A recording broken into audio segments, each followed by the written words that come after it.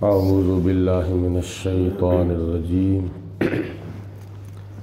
بسم اللہ الرحمن الرحیم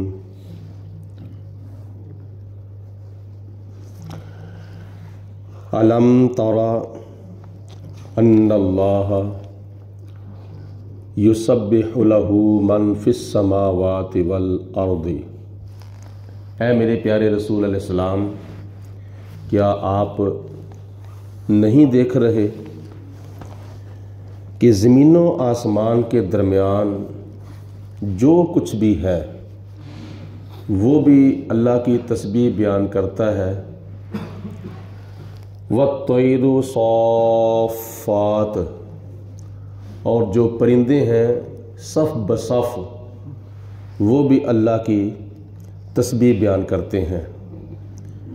زمین و آسمان کے درمیان جو بھی جاندار اور غیر جاندار مخلوق ہے اللہ تعالیٰ کی، وہ اللہ کی تسبیح بیان کرتے ہیں۔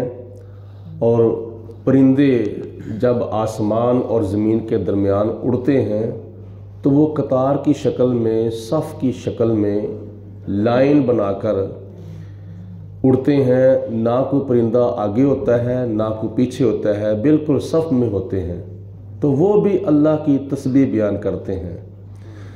تسبیح کا مطلب کیا ہے؟ اللہ کی پاکی بیان کرتے ہیں، اور اس کو عربی میں کیا کہا جاتا ہے؟ سبحان اللہ۔ اس کا معنی ہے اللہ پاک ہے۔ نبی پاک صلی اللہ علیہ وسلم نے حدیث پاک میں ارشاد فرمایا ہے، دو کلمے ایسے ہیں جو زبان کے اوپر تو بہت ہی ہلکے ہیں، لیکن جب ان کا قیامت کے دن ترازو کے اندر وزن کیا جائے گا تو ان کلموں کی برکت سے نیکیوں والا پلڑا جو ہے وہ جھک جائے گا، یعنی وہ میزان کے اوپر بہت ہی بھاری ہیں۔ اور وہ دو جملے، دو کلمے کون سے ہیں؟ سبحان اللہ و بحمدہ سبحان اللہ العظیم۔ اسی طرح نبی پاک علیہ الصلوۃ والسلام نے فرمایا، جو شخص ایک مرتبہ سبحان اللہ کہتا ہے، اللہ تعالیٰ اس کے نام کا جنت کے اندر ایک درخت لگا دیتا ہے۔ آپ بھی ذرا محبت کی زبان سے ایک مرتبہ کہہ دیں سبحان اللہ۔ تو یہ جتنی بھی مخلوقات ہیں، بے زبان ہے یا زباندار ہے، جاندار ہے یا بے جان ہے، پتھر ہیں یا درخت ہیں، یا کوئی بھی مخلوق ہے، سورج ہے، چاند ہے، تارے ہیں، پانی ہے، مٹی ہے، آگ ہے، ہوا ہے، یہ اللہ کی تسبیح بیان کرتے ہیں۔ تو جب بے جان اور بے زبان سبحان اللہ سبحان اللہ سبحان اللہ کہتے رہتے ہیں، تو جن کو اللہ پاک نے جسم کے اندر جان بھی عطا فرمائی ہے اور منہ کے اندر زبان بھی عطا فرمائی ہے، تو وہ اللہ کی تسبیح کے لیے کیوں نہیں ان چیزوں کو استعمال کرتے؟ تو اس کے اندر بندے کا اخروی اور برزخی بہت ہی فائدہ ہے۔ آگے اللہ پاک فرماتا ہے، کل قد علم صلاتہ و تسبیحہ، اور ان میں سے ہر کوئی اپنی نماز کو بھی جانتا ہے اور اپنی تسبیح کو بھی جانتا ہے۔ نماز بھی پڑھتے ہیں اور ان کو اپنی نمازوں کا بھی پتہ ہے، اور جو تسبیح بیان کرتے ہیں ان کو پتہ ہے اپنی تسبیح کا۔ واللہ، اور اللہ تعالیٰ، علیم، خوب اور بے حد و بے حساب جاننے والا ہے، بما یفعلون، جو یہ کام کرتے ہیں۔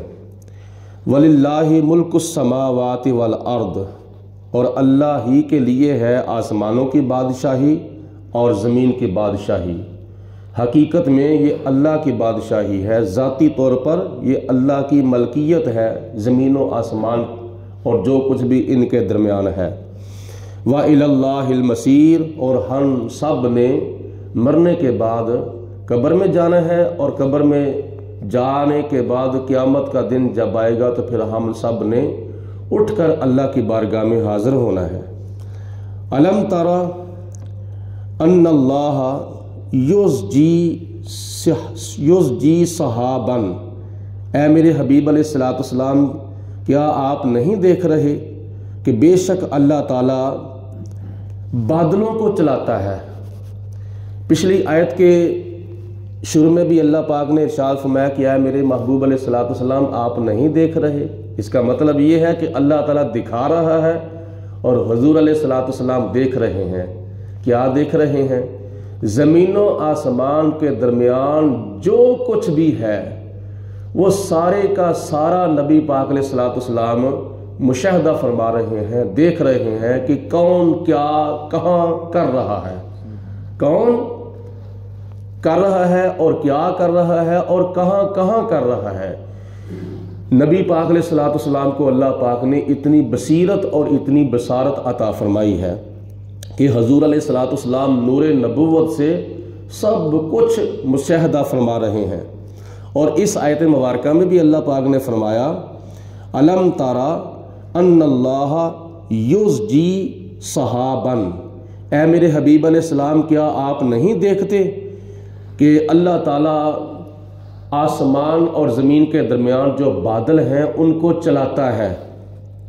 کس کے ذریعے چلاتا ہے؟ ہوا کے ذریعے چلاتا ہے۔ ہوا اللہ کے حکم سے چلتی ہے تو ہوا کی وجہ سے پھر بادل چلتے ہیں۔ تو چلانے والا کون ہے حقیقت میں؟ اللہ تعالیٰ۔ ثم یؤلف بینہ، پھر اللہ تعالیٰ ان بادلوں کو آپس میں جوڑتا ہے۔ ایک بادل کو چلایا دوسرے بادل کے ساتھ جا کے ملا دیا۔ اللہ تعالیٰ بادلوں کو چلاتا بھی ہے اور پھر بادلوں کو آپس میں ملاتا بھی ہے۔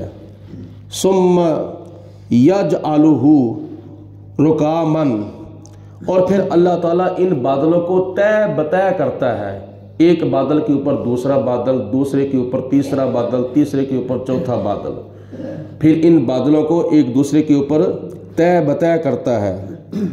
فَتَرَى الْوَدْقَ يَخْرُجُ مِنْ خِلَالِهِ، اے میرے حبیب علیہ السلام آپ دیکھتے ہیں کہ پھر خدا تعالیٰ ان کے درمیان سے بارش برساتا ہے۔ بادلوں کو چلاتا ہے اور چلا کر پھر آپس میں ملاتا ہے اور ملا کر پھر ایک دوسرے کے اوپر طے بطے کرتا ہے اور پھر اللہ تعالیٰ ان کے درمیان سے بارش برساتا ہے۔ کس پر؟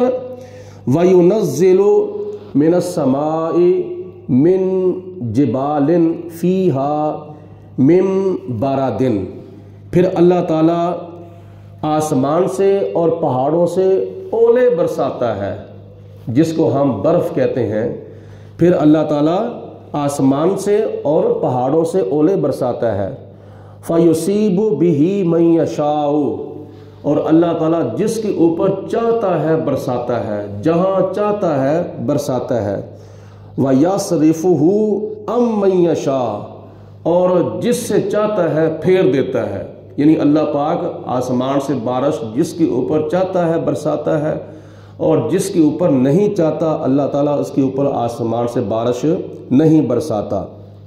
یکاد سنا برقہ یذہب بالابصار، قریب ہے کہ اس کی بجلی جو ہے وہ انسان کی آنکھوں کو ضائع نہ کر دے۔ اتنی آسمان کی بجلی کے اندر طاقت ہے اور تاثیر ہے کہ قریب ہے کہ انسان کی آنکھوں کی جو نظر ہے وہ سلب کی جا سکتی ہے اس بجلی کی وجہ سے۔ یقلب اللہ اللیل والنہار، اللہ تعالیٰ وہ ہے کہ جو رات کو اور دن کو عدل بدل کرتا ہے۔ رات آتی ہے تو دن چلا جاتا ہے، دن آتا ہے تو رات چلی جاتی ہے۔ کبھی رات کبھی دن، کبھی دن کبھی رات، کبھی صبح کبھی شام، کبھی شام کبھی صبح۔ یہ اللہ تعالیٰ کی قدرت کا نظام ہے۔ خدا تعالیٰ دن اور رات کو عدل بدل کرتا ہے۔ ان فی ذالک لعبرۃ لأولی الابصار، بے شک ان ساری چیزوں میں اہل نظر کے لیے، آنکھ والوں کے لیے، نصیحت حاصل کرنے والوں کے لیے کیا ہے؟ سبق ہے اور عبرت ہے۔ واللہ خلق کل دابۃ من ماء، اور اللہ تعالیٰ وہ ہے جس نے زمین کے اندر ہر جاندار کو پانی سے پیدا کیا ہے۔ وہ پانی ایک خاص قطرہ ہے جس کے ساتھ اللہ پاک نے ہر جاندار کو پیدا کیا ہے، خواہ وہ انسان ہے یا وہ حیوان ہے یا وہ پرندہ ہے یا وہ درندہ ہے۔ اللہ پاک نے ان سب کو قطرہ خاص کے ساتھ پیدا فرمایا ہے۔ فَمِنْهُمْ مَنْ يَمْشِي عَلَى بَطْنِهِ، ان میں سے کوئی وہ ہے جو پیٹ کے بل چلتا ہے، جیسے سانپ ہے، اس کی ٹانگیں کوئی نہیں اور وہ پیٹ کے بل چلتا ہے۔ وَمِنْهُمْ مَنْ يَمْشِي عَلَى رِجْلَيْنِ، اور ان میں سے کوئی وہ ہے جو دو ٹانگوں کے بل چلتا ہے، دو پاؤں کے ساتھ چلتا ہے، جیسے انسان ہے اور یہ کچھ پرندے ہیں جو دو ٹانگوں کے بل، دو پاؤں کے بل چلتے ہیں۔ اور وَمِنْهُمْ مَنْ يَمْشِي عَلَى أَرْبَعٍ، اور ان میں کوئی وہ ہے جو چار پاؤں کے اوپر چار ٹانگوں کے ساتھ چلتا ہے، جیسے اونٹ ہے، بھینس ہے، گائے ہے، بکرے ہیں، یہ مال مویشی جو ہیں یہ چار ٹانگوں کے اوپر چلتے ہیں۔ یخلق اللہ علی من یشاء، اللہ تعالیٰ جس کو چاہتا ہے پیدا فرماتا ہے۔ ان اللہ علی کل شیء قدیر، بے شک اللہ تعالیٰ ہر چیز کے اوپر قادر ہے، خدا تعالیٰ قادر مطلق ہے۔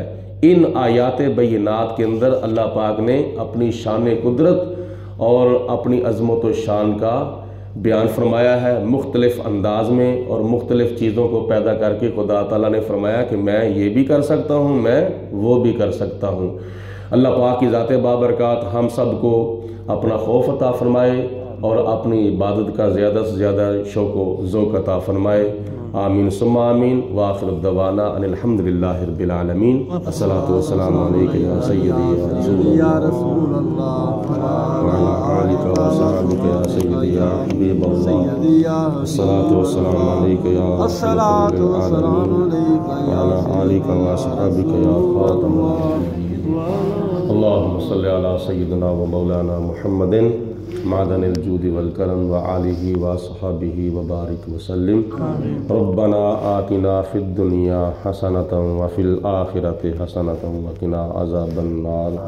اللہم اید الاسلام والمسلمین، اللہم اید الایمان والمؤمنین۔ یا پروردگار عالم اپنا فضل و کرم، رحمت برکت ہم سب کے شامل حال فرما۔ یا اللہ ہمارے صغیرہ و کبیرہ گناہ معاف فرما۔ یا اللہ ہم سب کو مرتے وقت کلمہ پڑھنا نصیب فرما۔ الہ العالمین ہمیں اپنا خوف عطا فرما، مذہبی شوق و ذوق عطا فرما، غافلوں کو غفلت سے بچا، سب کو آخرت کا زیادہ سے زیادہ فکر عطا فرما۔ الہ العالمین ہماری خالی جولیاں اپنے فضل و کرم سے بھرپور فرما، سب کے سینے عشق مصطفیٰ کے نور سے منور فرما۔ یا الہی ہر جگہ تیری عطا کا ساتھ ہو، جب پڑے مشکل شہے مشکل کشا کا ساتھ ہو۔ یا الہی بھول جاؤں نزاع کی تکلیف کو، شادی دیدار حسن مصطفیٰ کا ساتھ ہو۔ یا الہی گرمی محشر میں جب بڑھکے بدن، دامن محبوب کی ٹھنڈی ہوا کا ساتھ ہو۔ یا الہی جب چالوں تاریک راہ پرصراط، آفتاب ہاشمی نور الہدا کا ساتھ ہو۔ یا الہی نامۂ اعمال جب کھلنے لگیں، عیب پوش خلق ستار خطا کا ساتھ ہو۔ یا الہی جو دعائے نیک میں تجھ سے کروں، قدسیوں کے لب سے آمین ربنا کا ساتھ ہو۔ یا الہی جب رضا خواب گراں سے سر اٹھائے، دولت بیدار عشق مصطفیٰ کا ساتھ ہو۔ الہی بحق محمد رسول دعا گناہ گاروں کی کرنا قبول۔ وصلی اللہ علی حبیبہ محمد وآلہ وصحبہ اجمعین برحمتک یا